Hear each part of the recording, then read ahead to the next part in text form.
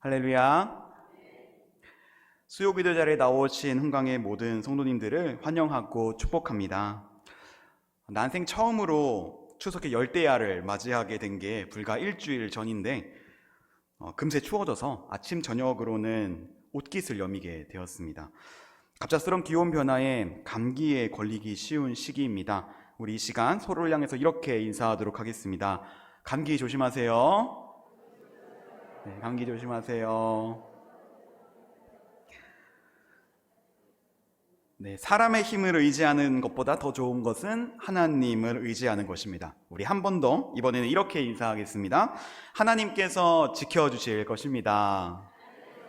하나님께서 지켜주실 것입니다. 아멘. 네, 우리의 건강뿐만 아니라 염려와 소망, 인생의 모든 것을 책임져 주시는 하나님께 우리의 삶을 내어 맡길 수 있게 되기를 간절히 소망합니다. 추석 명절 잘 보내고 오셨나요? 네, 오랜만에 가족들과 만나서 즐거운 시간을 나누셨으리라 생각이 됩니다. 저도 강원도에 있는 부모님 댁에 다녀와서 며칠간 쉼의 기간을 가졌습니다. 그런데 이번 명절에 제가 부모님께 이런 말씀을 드린 적이 있습니다. 나 정도면 효자지. 비싼 자취 안 하고 15년 동안 기숙사에 살면서 학원도 한 번 안 다니고 이렇게 잘 컸잖아요. 네, 그때는 웃으면서 이야기를 했었지만 다시 삶의 자리로 돌아와서 생각을 해보니 참 어리석은 말이었다라는 생각이 듭니다. 그 긴 15년의 기숙사 생활 동안 기숙사비를 충당해 오신 것도, 학업에 필요한 모든 비용을 부담하신 것도 전부 부모님이셨기 때문입니다. 네, 아무것도 모르던 이 철부지 시절 저를 위해 기도해 주시고 또 사랑으로 보듬어 주신 이 부모님의 사랑을 잊고 살아왔던 것입니다. 이렇게 우리의 삶을 되돌아보았을 때 그 길에 담겨진 사랑을 종종 발견할 때가 있습니다. 그리고 그때마다 우리는 겸손하지 못했던 지난날을 반성하며 한층 더 성숙해진 인생, 철든 인생을 살아가게 됩니다. 성경에는 위대한 인물이 여러 등장하지만 그 중에서도 다윗은 손에 꼽을 만큼 잘 알려진 인물입니다. 이새의 아들로 태어나 선지자 사무엘에 의해 하나님의 택하심을 받으며 사울왕의 살해 위협으로부터 도망쳐 끝끝내 이스라엘을 다스리는 왕의 자리에 올랐을 뿐만 아니라 이스라엘의 최전성기를 이끌어낸 성군이기도 합니다. 그러나 그 뒤에는 인간이기에 어쩔 수 없이 드러나는 연약함의 모습이 있었습니다. 특히 다윗과 그 자손들 사이에서 일어나는 수많은 일화들은 이 하나님의 마음에 합한 자라 불렸던 다윗의 서투름을 보여주고 있습니다. 그리고 그 서투름의 끝에 우리는 하나님의 사랑을 진정으로 깨달아가는 아버지 다윗의 성장기를 목격하게 됩니다. 오늘의 말씀을 통하여 다윗에게 보여진 이 하나님의 사랑을 다시금 깨닫는 우리가 되기를 소망합니다. 사울왕을 2번이나 용서했던 의인 다윗은 이제 모든 것을 가지게 된 그 정점의 자리에서 가장 해서는 안 될 일을 범하고 맙니다. 바로 자신을 따르던 자의 아내 밧세바를 탐하게 된 것입니다. 언제나 하나님 앞에 겸손했던 그였지만 그 한순간의 죄악이 생명을 잃게 만드는 결과를 낳게 되었습니다. 당신이 낳은 아이가 반드시 죽으리이다. 하나님의 선지자 나단이 전하는 이 하나님의 말씀을 받은 아버지 다윗은 하나님께 간절히 기도하게 됩니다. 사무엘하 12장 16절과 17절 말씀을 다 함께 읽도록 하겠습니다. 함께 읽겠습니다. 다윗이 그 아이를 위하여 하나님께 간구하되 다윗이 금식하고 안에 들어가서 밤새도록 땅에 엎드렸으니 그 집의 늙은 자들이 그 곁에 서서 다윗을 땅에서 일으키려 하되 왕이 듣지 아니하고 그들과 더불어 먹지도 아니하더라. 아멘. 자식의 죽음을 결코 내버려 둘 수 없었던 다윗의 마음은 이루 말할 수 없는 것이었습니다. 그 슬픔은 자식의 죽음 직전까지 계속되었고, 그렇게 아버지 다윗은 자신의 아들을 잃는 첫 번째 슬픔을 겪게 되었습니다. 사랑하는 이를 위해 기도한다는 것은 우리는 아름다운 것으로만 생각하고 있는 것일지도 모르겠습니다. 그러나 죽음을 향해 달려가는 이 자식을 위해서 기도하는 다윗의 모습을 보면서 우리는 그 아름다움 뒤에 가려진 절박함과 처절함을 볼 수 있습니다. 자식을 위해서 기도해 보신 적이 있으신가요? 아직 하나님을 만나지 못한 아들과 딸의 구원을 위해, 혹은 그들이 처한 어려움에 대하여 하나님께 깊이 간구하신 때가 있으십니까? 그것이 바로 부모의 사랑입니다. 그리고 그 부모의 사랑은 바로 우리를 만드신 하나님 아버지의 사랑입니다. 사랑하는 아들 다윗이 죄악을 저지름으로써 자신의 품을 떠나는 것을 보며 하나님께서는 동일한 슬픔을 겪으셨을 것입니다. 자식을 위해서 눈물로 기도하는 다윗에게 하나님께서는 이렇게 말씀하시고 싶으셨을지도 모르겠습니다. 내 아들 다윗아, 나도 그렇다. 나도 그 마음을 너에게 가지고 있단다. 사랑하는 홍강교회 성도 여러분, 하나님께서는 우리의 죄악된 모습을 보시며 슬퍼하십니다. 그리고 우리가 다시 하나님의 사랑을 깨달아 돌아오기를 간절히 기다리고 계십니다. 죽어가는 아이의 생명이 돌아오기를 간절히 구했던 다윗처럼 우리의 믿음이 회복되어 겸손한 마음으로 하나님 앞에 바로 서기를 바라고 계신 것입니다. 더 이상 우리의 삶에서 하나님을 발견할 수 없을 때 우리가 다윗과 같은 죄를 짓고 있지는 않는지 돌아봅시다. 하나님의 품에서 떠나게 되었을 때 우리에게 가장 필요한 것은 여전히 우리를 기다리고 계시는 하나님을 발견하는 것입니다. 하나님 앞에 겸손한 마음으로 그 놀라우신 사랑에 감사하며 살아가는 우리 모두가 되기를 간절히 소망합니다. 그렇게 자신의 아들을 잃게 된 다윗 왕은 이 밧세바를 통해서 또 다른 아들, 이 솔로몬을 얻게 됩니다. 자식을 잃은 다윗에게 솔로몬의 존재는 큰 기쁨이 되었습니다. 하지만 다윗의 마음이 위로받는 것도 잠시 또 다른 어려움이 그를 찾아옵니다. 압살롬. 다윗의 아들 중 한 명이었던 그가 자신의 누이 다말을 범한 형제 암논을 죽인 것입니다. 두 아들이 서로 죽고 죽이는 끔찍한 상황이 다윗에게 찾아왔습니다. 그의 마음이 어떠했을까요? 감히 상상조차 되지 않습니다. 이것이 만약 다른 누군가의 짓이었다면 다윗은 죽은 아들만을 위해서 슬퍼했을 것입니다. 자신의 죄 때문에 죽은 아들이었다면 차라리 자신을 탓했을 것입니다. 그러나 자신을 사랑하는, 그리고 자신이 사랑하는 두 아들 사이에 일어난 일로 인해 다윗의 슬픔은 배가 되었을 뿐만 아니라 결코 사라지지 않게 되었습니다. 사무엘하 13장 39절의 말씀입니다. 다윗 왕의 마음이 압살롬을 향하여 간절하니 암논은 이미 죽었으므로 왕이 위로를 받았음이더라. 압살롬을 향한 이 다윗의 마음이 그가 저지른 죄보다 더 컸던 것일까요? 도망간 압살롬을 우여곡절 끝에 다시 데려와서 앉혔습니다.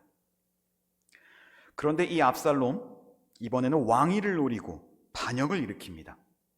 자신을 대하는 아버지의 태도에 불만이 있었던 모양입니다. 정말 금쪽이가 다름없지 않습니까? 결국 다윗은 자신의 아들로 인해서 나라를 포기하고 도망치게 됩니다. 압살롬은 예루살렘 성으로 무혈 입성하여 자신을 따르는 무리들 앞에서 자신의 아버지의 후궁들과 동침하는 등 악행을 저지르게 됩니다. 아무리 다윗이라도 이쯤 되면 압살롬을 아들로 여길 수 없었을 것입니다. 자신의 아들을 죽이고 왕위를 빼앗은 것도 모자라 후궁들을 겁탈한 이 파렴치한을 어떻게 용납할 수 있겠단 말입니까? 그러나 예루살렘을 탈환하기 위하여 압살롬과의 전쟁 속에서도 다윗은 여전히 아버지로서 압살롬에 대한 마음을 끊어낼 수 없었습니다. 사무엘하 18장 5절의 말씀입니다. 왕이 요압과 아비새와 이때에게 명령하여 이르되 나를 위하여 젊은 압살롬을 너그러이 대우하라 하니 왕이 압살롬을 위하여 모든 군 지휘관에게 명령할 때에 백성들이 다 들으니라. 아들을 향한 아버지 다윗의 마음이 어떠했는지를 알고 있다고 해도 그를 따르던 자들은 아마 매우 황당했을 것입니다. 아니, 왕위를 빼앗은 적장을 너그러이 대우하라니. 아무리 왕이라 해도 납득될 수 없는 명령이었던 것입니다. 결국 이 치열한 싸움의 끝에 다윗의 아들 압살롬은 죽음을 맞이하게 됩니다. 전쟁의 소식을 전하러 다윗 왕에게로 향했던 사람은 두 사람이었습니다. 그리고 그 두 사람에게 다윗 왕은 똑같은 질문을 건넵니다. 젊은 압살롬은 잘 있느냐? 전쟁의 승패보다 적장의 안위를 걱정했던 이 왕은 아들의 비보를 듣고 끝내 울음을 터뜨립니다. 내 아들 압살롬아, 내 아들 압살롬아, 차라리 내가 너를 대신하여 죽었더면. 압살롬, 내 아들아, 내 아들아. 누구보다 아버지의 말을 듣지 않았던 금쪽이 압살롬의 죽음은 이 다윗 왕에게 크나큰 상처를 안겨주었습니다.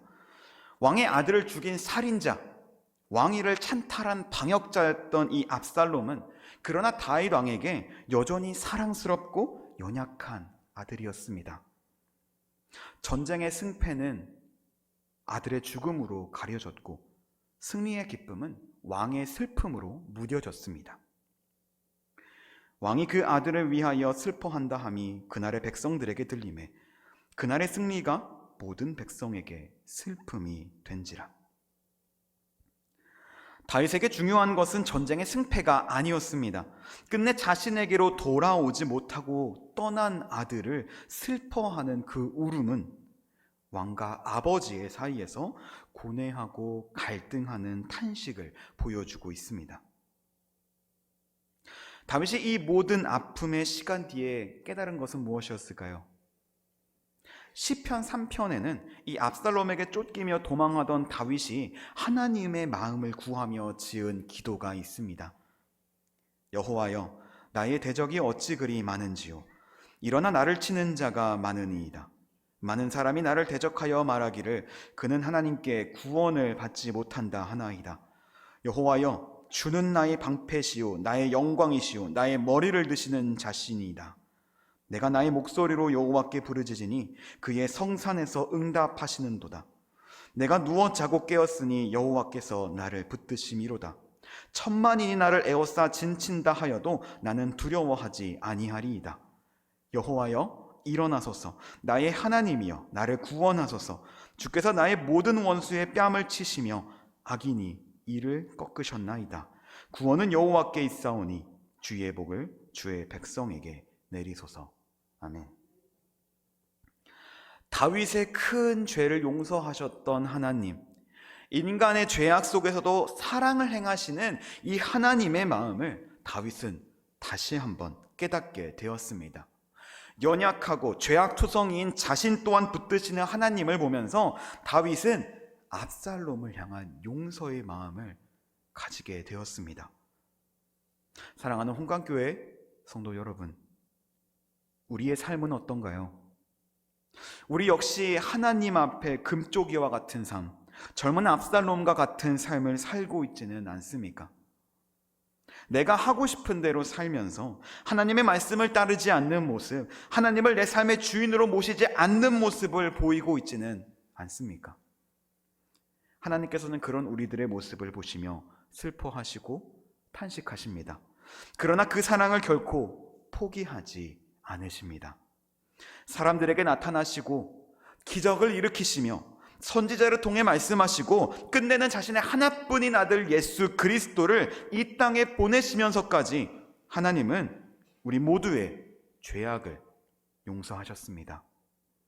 그 악행이 점차 심해지고 심지어 자신을 따르던 자들의 비난을 받으면서까지 자신의 아들을 돌이키기 위해 애썼던 다윗처럼 말입니다. 성령 하나님께서는 우리의 죄악을 위하여 친히 말할 수 없는 탄식으로 간구하십니다. 로마서 8장 26절의 말씀을 다 함께 읽도록 하겠습니다. 함께 읽겠습니다. 이와 같이 성령도 우리의 연약함을 도우시나니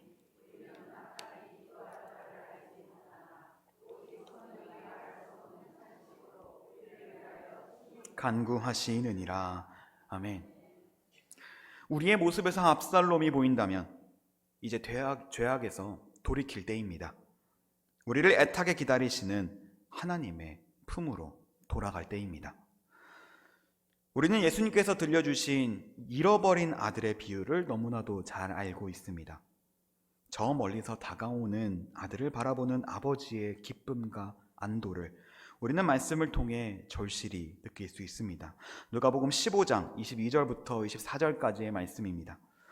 아버지는 종들에게 이르되 제일 좋은 옷을 내어다가 입히고 손에 가락지를 끼우고 발에 신을 신기라. 그리고 살진 송아지를 끌어다가 잡으라. 우리가 먹고 즐기자. 이 내 아들은 죽었다가 다시 살아났으며 내가 잃었다가 다시 얻었노라 하니 그들이 즐거워하더라. 우리가 그분께로 돌아갈 때 하나님께서는 탕자를 맞이한 아버지의 마음처럼 기뻐할 것입니다. 가락지를 끼우고 좋은 옷을 입히고 잔치를 베푼 것처럼 우리의 삶을 다시 회복시켜 주시고 우리의 무너진 믿음을 다시 일으켜 세워주실 것입니다. 아버지의 사랑을 깨달아 죄악의 길에서 돌이키는 우리 모두가 될 수 있기를 간절히 소망합니다. 두 번의 사건으로 이 아버지 다윗은 하나님의 마음을 알게 되었습니다. 그러나 하나님께서는 그런 다윗을 한 번 더 연단시키십니다.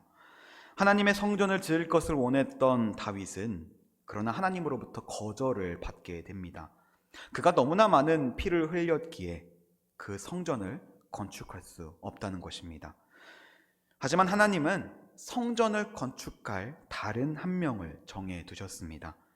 바로 다윗과 밧세바가 낳은 두 번째 아들 솔로몬이었습니다. 솔로몬에게 붙여진 이름 여디디아는 여호와의 기쁨, 여호와의 사랑하시는 자, 여호와께 사랑을 입은 자라는 뜻을 가지고 있습니다.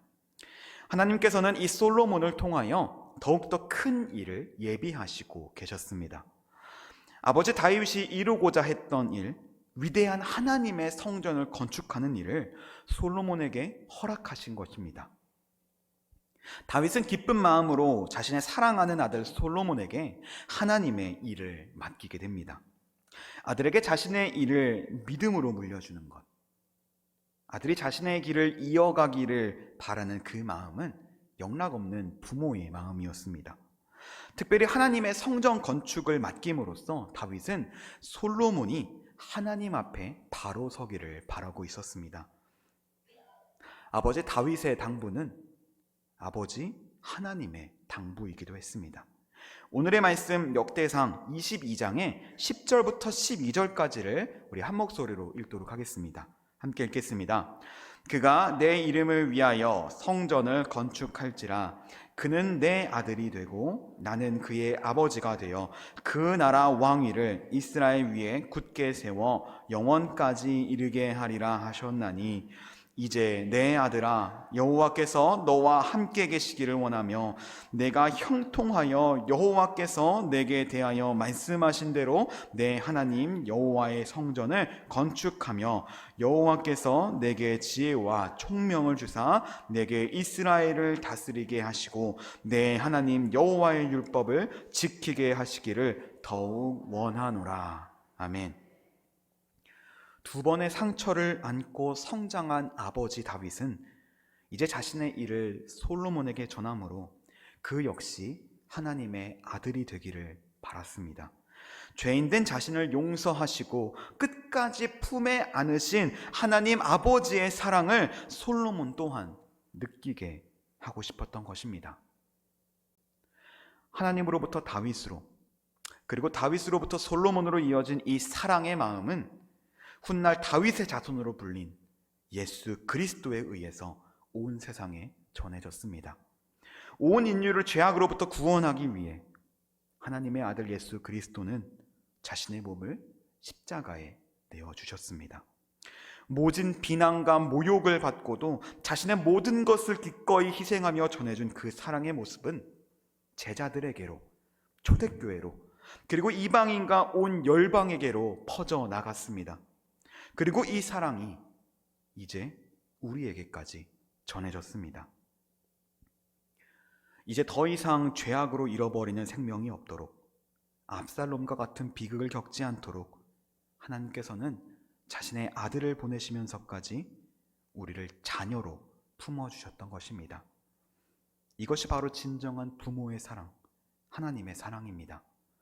요한일서 4장 10절의 말씀을 한 목소리로 읽도록 하겠습니다. 함께 읽겠습니다. 사랑은 여기 있으니 우리가 하나님을 사랑한 것이 아니요 하나님이 우리를 사랑하사 우리 죄를 속하기 위하여 화목제물로 그 아들을 보내셨음이라. 아멘. 여러분이 부모님의 사랑을 가장 절실히 깨달은 적은 언제이신가요? 19세기 회중주의 성직자이자 사회개혁가로 활동하였던 헨리 워드 비처는 이런 말을 남겼습니다.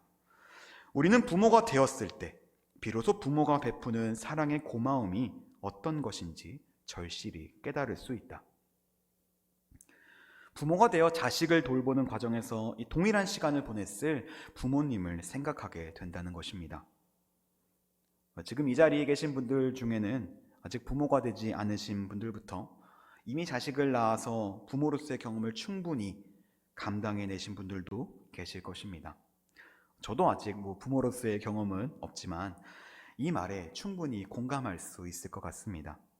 그리고 우리는 여기서 한 발 더 나아가 이 부모님의 사랑을 통해서 모든 생명을 태어나게 하시고 다함 없는 사랑을 부어주시는 하나님을 떠올리게 됩니다.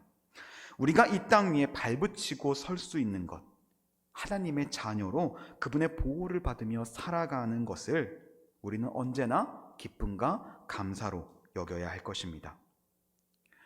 그러나 혼란스러운 이 세상을 살아가며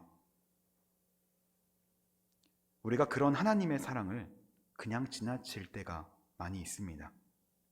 오히려 우리에게 닥치는 여러 어려움 가운데에 하나님을 원망하게 되기도 합니다.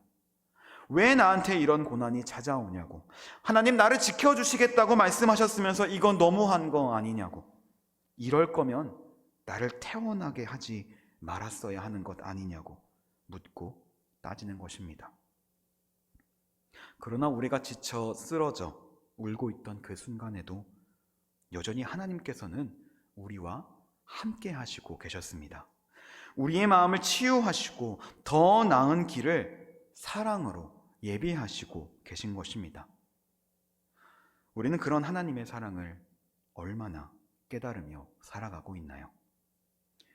오늘 다윗의 이야기는 단순히 아버지로서의 성장 일기가 아닙니다. 우리는 그리스도인으로서 우리들 한 사람 한 사람을 지극히 사랑하시는 하나님의 사랑을 발견할 수 있어야 합니다. 부모와 같은 사랑, 우리를 낳으시고 기르시고 보호하시는 그 놀라운 사랑을 우리의 삶을 통해 깨달아야 하는 것입니다. 그리고 그 사랑의 모습을 우리들 또한 이 세상에 전해야 할 것입니다. 다윗이 솔로몬에게 그 사랑을 전했던 것처럼 우리가 경험한 그 다함 없는 사랑을 외치면서 살아가야 하는 것입니다. 사랑하는 홍강교회 성도 여러분, 하나님께서는 우리를 사랑하신 것 같이 우리도 서로를 사랑하기를 바라시고 계십니다. 예수님께서는 자신을 향한 이 하나님의 사랑을 우리들에게 흘려 보내주십니다. 새 계명을 너희에게 주노니 서로 사랑하라. 내가 너희를 사랑한 것 같이 너희도 서로 사랑하라. 아버지께서 나를 사랑하신 것 같이 나도 너희를 사랑하였으니 나의 사랑 안에 거하라. 아버지로서 다윗은 자식을 잃은 슬픔을 통해서 하나님의 사랑을 깨닫게 되었고 그 사랑을 이제 솔로몬에게 전해 주었습니다. 우리의 삶 속에서 연약한 우리를 품에 안아주신 이 하나님의 사랑을 깨닫고 그 사랑을 이 세상에 전하며 살아가기로 다짐하는 마음이 이 시간 예배를 드리는 우리 모두에게 함께 하기를 주님의 이름으로 간절히 기원합니다. 아멘. 이 시간 함께 말씀을 생각하며 기도하기를 원합니다. 우리가 하나님의 사랑을 언젠가부터 조금씩 잊고 살아가지 않았는지, 이 바쁜 삶을 핑계로 하나님을 떠나 살아가지 않았는지 돌아보며 그 사랑을 다시 깨닫게 되기를 소망하는 마음으로 기도하며 나아가겠습니다. 우리를 언제나 사랑하시고 지켜 보호하시는 하나님의 사랑을 삶 가운데 발견할 수 있게 하여 주시옵소서. 그래서 다윗과 같이 그 사랑을 우리의 자손과 온 세상에 흘려보내게 하여 주시옵소서. 말씀을 위하여 함께 기도하도록 하겠습니다. 또한 하나님을 사랑하고 또 교회를 섬기는 마음으로 이곳에 모인 모든 양육되어지는 피택자들 가운데에도 동일한 마음을 허락하여 주시고 또 진행되어지는 많은 사역들 가운데에도 하나님을 사랑하는 마음이 함께하게 해달라고 이 시간 주님의 이름을 외쳐 부르며 기도하며 나아가겠습니다. 주여! 사랑의 하나님 감사합니다. 이 시간 우리에게 이 수요기도의 자리에 허락하여 주시고 말씀으로써 그 은혜를 더하여 주심에 감사합니다. 주님, 우리가 주님의 말씀을, 주님의 사랑을 잊고 살지 않았는지 돌아보며 회개하며 나아갑니다. 주님, 우리는 압살롬과 같이 다윗과 같이 주님의 뜻을 따르지 않고 살아가며 내 마음대로 살겠다 고집하지 않았는지, 그리하여 주님의 사랑을 잊어버리며 살고 살아가지 않았는지 돌아보게 하여 주시옵소서. 주님, 그리하여 우리가 주님의 사랑을 다시 그 길 가운데 깨닫게 되고 그 사랑을 이 세상에 전하게 되기를 소망합니다. 주님, 우리의 마음을 주님께 올려드리오니 기쁘게 받아주시고 주님께서 함께하여 주시옵소서. 우리의 삶 가운데 주님의 사랑이 넘쳐나게 되기를 소망합니다. 주님, 우리가 온전히 그 마음 가운데 살아갈 수 있도록 도와주시옵소서. 감사합니다. 사랑의 하나님, 우리의 삶 가운데 주님의 사랑을 경험하게 하심을 감사합니다. 우리가 그 사랑을 온전히 누리며 온 열방에 흘려보내게 하여 주시옵소서. 예수님을 통해 전해진 그 놀라우신 사랑을 전하는데 우리의 삶을 사용하게 하여 주시옵소서. 감사드리오며 살아계신 예수 그리스도의 이름으로 기도드립니다. 아멘.